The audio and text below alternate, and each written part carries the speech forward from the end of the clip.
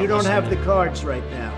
With us, you start having cards. But right now, you don't. Yeah, you're playing cards. Աշխարհակարգի վերջին սյունն է ցնցում Միացյալ Նահանգները, որի փլուզման դեպքում փլատակներում առաջինը կհայտնվի Ուկրաինան։ Փորձագիտական նման գնահատականներ հնչեցին Սպիտակ տան օվալաձև սենյակում Թրամփ-Զելենսկի հայտնի սկանդալից հետո։ Զելենսկին, որ Միացյալ Նահանգների հետ հարաբերությունների հստակեցման ու իր երկրի համար անվտանգության երաշխիքների հետևից էր գնացել Սպիտակ տուն, հետնամուտքից էլ հեռացավ ձեռնունայն։ Սպիտակ տան նոր տերը հասկացրեց ԱՄՆ առաջնորդությունները փոխվել են։ Թրամփի վարչակազմը իրենց տեսանկյունից իրենց մանդատը հիմնված է այն տրամաբանության վրա, որ իրենք եկել են, որ ամբողջ status quo-ն եւ Միացյալ Նահանգների ներքին եւ արտաքին համակարգը ցնցեն։ Այս առումով իրենց գաղափարախոսությունը հիմնված է այն հանգամանքների վրա, որը թելադրում է, որ այն կառույցները, այն ինստիտուցիաները եւ այն ծրագրերը, որ ունեցել են վերջի 30-40 տարում, դրանք այլևս չեն աշխատում։ Ռուս-ուկրաինական արդեն 3 տարի ձգվող պատերազմը անմիջապես դադարեցնելու նախընտրական խոստումը Թրամփին ստիպեց առաջին հերթին բանակցությունների գնալ ռուսական կողմի հետ։ Սաուդյան Արաբիայում արտգործնախարարները քննարկեցին հարցը, հետո դրանք շարունակվեցին Ստամբուլում։ Արդյունքում Դոնալդ Թրամփը հայտարարեց, ռուսներից ուժեղ ազդակ է ստացել, պատրաստ են խաղաղության։ Իրենք պահանջելու են խաղաղություն երկու կողմից։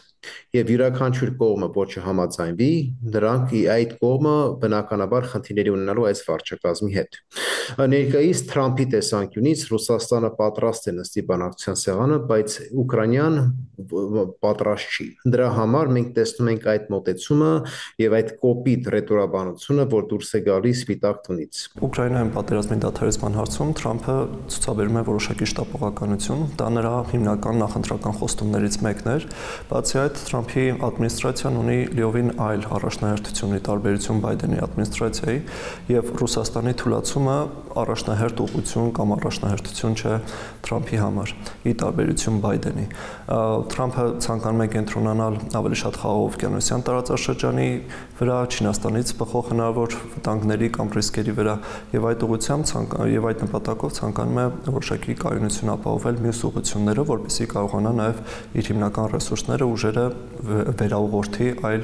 տարածաշրջաններ։ Թերևս այդ հանգամանքով էլ պայմանավորված Թրամփը փոխում է նաև Միացյալ Նահանգների քաղաքականությունը ուկրաինական հակամարտության կարգավորման հարցում, շարունակում է քաղաքագետը։ Վաշինգտոն-Կիև դիրքորոշումների վերջին հակասությունները դրա վառ ապացույցն են։ Թրամփի վարչակազմը փորձում է դիրքավորվել որպես չեզոք միջնորդ այդ բանակցություններում եւ ոչ թե Ուկրաինայի դաշնակից։ Եվ Թրամփի վարչակազմը քանիցս հայտարարել է, որ իր համար առաջնահերթը կրակի օր առաջ դադարեցումն է եւ ոչ թե պատերազմի շարունակականությունը։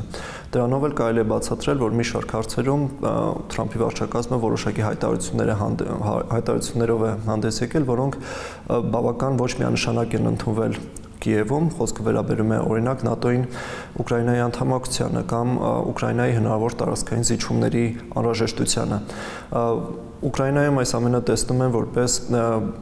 Կիևի բանակցային դիրքերի թուլացման։ Կիևի եւ Վաշինգտոնի դիրքորոշումները տարբերվում են նաեւ այլ հարցերում։ ԱՄՆ նախկին նախագահ Ջո Բայդենի վարչակազմը դեռ նախորդ տարի ուկրաինական կողմի հետ անվտանգության ոլորտում գործակցության 10-ամյա համաձայնագիր էր կնքել, որը նախատեսում էր Կիևի պաշտպանունակության զարգացում, ինչպես նաեւ եվրոպական եւ եվրոատլանտյան ինտեգրման գործընթացներում աջակցություն։ Մինչդեռ Թրամփը մերժում է նախորդ ադմինիստրացիայի այդ հանձնառությունը։ Թրամփը պնդում է, որ Ուկրաինան պետք է վերադարձնի մոտ 350 միլիարդ դոլարի չափ գումար եւ որպես այդ վերադարձի գործի կամ փոխհատուցման գործի առաջ է քաշում հազվագյուտ հանքանյութերի գործարքը։ Ուկրաինան այլ մոտեցում ունի, պնդում է, որ 350 միլիարդը բավական ուռճացված թիվ է եւ Ուկրաինային Միացյալ Նահանգների օգնությունը մինչ օրս կազմել է մոտ 100 միլիարդ դոլար։ Բացի այդ, Ուկրաինան պնդում է, որ այդ հնարավոր գործարքը հազվագյուտ հանքանյութերի վերաբերյալ պետք է անպայման պարունակի նաև անվտանգության ամուր երաշխիքներ Ուկրաինայի համար։ Մինչդեռ Թրամփը չի պատրաստվում որևէ երաշխիք ամրագրել այդտեղ եւ պնդում է, որ անգամ իրենց տնտեսական ներկայությունը դա արդեն իսկ անվտանգային երաշխիք է։ Վաշինգտոնյան ձախողված բանակցությունների ֆոնին Եվրամիության մի շարք երկրների առաջնորդներ գրկաբաց ընդունեցին ու աջակցություն հայտնեցին Ուկրաինայի նախագահին։ Եվրամիության արտաքին քաղաքական հարցերով բարձր ներկայացուցիչ Կայա Կալասը X-ում գրեց. Եվրոպան Ուկրաինայի կողքին է եւ կավելացնի իր աջակցությունը, որպեսզի երկիրը շարունակի պայքարել ագրեսորի դեմ։ Այսօր պարզ դարձավ, որ ազատ աշխարհին նոր առաջնորդ է հարկավոր։ Այս մարտահրավերը ստանձնելը մեր եվրոպացիներից պատասխանատվությունն է։ Այս հակասությունների ֆոնին ԱՄՆ նախագահ Դոնալդ Թրամփը կարգադրեց անմիջապես դադարեցնել ռազմական օգնությունը Կիևին, այդ թվում նաև հետախուզական տվյալների տրամադրումը։ Ըստ տարբեր աղբյուրների ավելի քան $1 միլիարդ արժողությամբ զենքի մատակարարումները եւ դրանց արտադրության պատվերները կասեցված են։ Տեղի տալով ճնշումներին Ուկրաինայի առաջնորդը շտապեց հայտարարել, պատրաստ են աշխատել Թրամփի ուժեղ առաջնորդության ներքո։ Ես վերահաստատում եմ Ուկրաինայի հավատարմությունը խաղաղությանը, ոչ ոք չի ուզում անվերջ պատերազմ։ Ես եւ իմ թիմը պատրաստ ենք աշխատել նախագահ Թրամփի ուժեղ առաջնորդության ներքո կայուն խաղաղության հասնելու համար։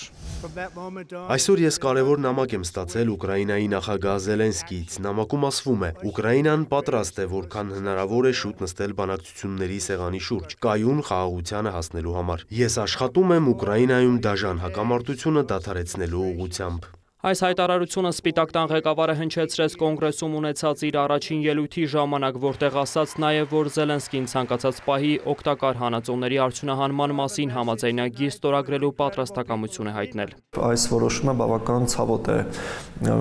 ուկրաինական կողմի համար եւ տարբեր հաշվարկներով առանց Միացյալ Նահանգների աջակցության մոտ կես տարի ուկրաինական ուժերը կարող են պահպանել ներկայիս դիրքերը։ Այնուամենայնիվ մենք ականատես ենք լինում, որ Կիևը կարծես թե փորձում է հարթել այս տարաձայնությունները, ինչու՞ չէ նաև որոշակի զիջումների գնով եւ արդեն իսկ կա Զելենսկու նամակը Թրամփին, որտեղ նա պատրաստակամություն է հայտնում սկսել բանակցություններ ԱՄՆ առաջնորդության ներքո։ Թրամփը մոտ 2 ժամանոց ելույթում վերստին շեշտեց, ԱՄՆ-ն շատ ավելի շատ է ծախսել Կիևին աջակցության համար, քան Եվրոպան։ Բայց փորձը ցույց տվեց, որ եվրոպացիները անգամ այս հարցում իրենց անվտանգության համար կրիտիկական նշանակություն ունեցող հարցում չկարողացան ինքնակազմակերպվել։ Ու այս առումով ինչ որ առումով Թրամփի են բոլոր ասածները եվրոպացիներին ուղղված ըստեյության արդարացի են։ Եվ որ ասում որ առանց մեզ դուք ոչ մի բան եք, առանց մեզ դուք ոչ մի հարց չեք կարողանում լուծել։ Եվ գիտեք, եթե Եվրոպայական միության երկրները պետքա որևէ հարց չկարողանան լուծել, ապա իրենց ամբիցիաներն էլ պետքա դրան հավասար լինեն։ Չի կարող այնպես լինի, որ քո ամբիցիաները այսպես կայսերական լինեն, բայց քո կարողությունները ոչինչ չլուծելու մակարդակի վրա լինեն։ Այդպես չի լինում։ Եվրոպան արդեն գիտակցում է, որ այն կախվածության համակարգի մեջ, որ նա գտնվել է, նամանավանդ անվտանգության տեսանկյունից, սա ոչ թե փլուզվել է, բայց փոխվում է։ Դինամիկան ամբողջովին փոխվում է։ Այդ առումով Եվրոպան գիտակցում է, որ նա այլևս չի կարող շարունակի լինել որպեսի փափուկ ուժի մի կառույց, նա պետք է ձեռք բերի չոր ուժի կարողություններ։ Այդ առումով տեսնում ենք, որ Եվրոպական միությունը հայտարարեց, որ 800 միլիարդից ավել ներդրում է անելու անվտանգության մեջ եւ որից մոտավորապես 150 միլիարդը հատկացնելու են Ուկրաինայից։ Այս ֆոնին Եվրոպային ուղերձով դիմեց Ֆրանսիայի նախագահը, հայտարարեց Եվրոպայի ապագան չպետք է որոշվի Վաշինգտոնում կամ Մոսկվայում։ Թևակողում ենք նոր դարաշրջան։ Ռուսաստանն Ուկրաինայում պատերազմը վերածել է գլոբալ հակամարտության, ներգրավելով հյուսիսկորեացի զինվորների եւ իրանական ռազմական տեխնիկա։ Ռուսաստանը մեծացնում է իր ռազմական ներուժը։ Եվրոպան պետք է պատրաստ լինի, որ Միացյալ Նահանգները կարող է մեր կողքին չլինել։ Ով կհավատա, որ Ռուսաստանը կանգ կառնի Ուկրաինայում։ Մենք չենք կարող վստահել Ռուսաստանի հետ համաձայնություններին։ Փորձագետների կարծիքով Մակրոնի ուղերձը կարող է նշանակել, որ Ֆրանսիան ստանձնում է եվրոպական մոբիլիզացիայի կազմակերպման եւ առաջնորդության առաքելությունը։ Պետք է այդ ամեն ինչը վերաձևակերպվի գործողություններով, կոնկրետ ռազմական ծախսերով, բյուջեներով, ռազմաարդյունաբերության ավելացմամբ, բանակների ավելացմամբ, ինչու ոչ ներեվրոպական որոշակի ինտեգրացիոն գործընթացներով անվտանգային, այսինքն ՆԱՏՕ-ին զուգահեռ ինչ որ եվրոպական պաշտպանական կարողությունների ձևավորմամբ։ Առանց այս ամեն ինչի դրանք լոկ խոսակցություններ են։ Այս պայծրությամբ մենք սա պետք է ֆիքսենք։ Եվրոպայում կան միայն խոսակցություններ։ Թրամփը գործում է, Միացյալ Նահանգները գործում է, Ռուսաստանը գործում է, Չինաստանը գործում է։ Եվրոպացիները դեռևս քննարկում են։ Ուժեղ Եվրոպան պետք է նաև Հայաստանին, կարծում են փորձագետները։ Երբ որ Եվրոպան դառնա չոր ուժի կենտրոն, Հայաստանին սա շատ օգտակար է լինելու, որտեղ Ադրբեջանը այլևս չի կարող մոտենա Եվրոպական միության հանդեպ որ անտարբեր ձևի կամ այս սադրանքներով եւ վարքաբեկության մոտեցումներով, որպեսի անտարբեր լինի Եվրոպական միության հանդեպ, ներկայացնելով որ սա ուժ չունի, չոր փափուկ ուժի երկիր կառույց է, այլ հասկանալով որ Եվրոպան դառնում է մի կառույց, որ ունենալու է չոր ուժի կարողություն, դինամիկան ամբողջովին փոխվում է։ Այս իրավիճակում Հայաստանից պահանջվում է գերտերությունների հետ հարաբերությունները կառուցել նոր տրամաբանությամբ, հաշվի առնելով նոր իրողությունները։ Իսկ այդ ճանապարհին մեր երկրի համար կենսական է ազգային անվտանգության նոր ռազմավարություն ունենալ, որը կարտացոլի գլոբալ իրողությունները։ Այդ աշխատանքները կառավարությունից վստահեցնում են, ինտենսիվ ընթանում են։ Վոլոդիա Մուշեղյան, Դավիթ Մաչկալյան, Էդգար Դավթյան և Արթուր Պետրոսյան, Կիրակնորյա լուրեր։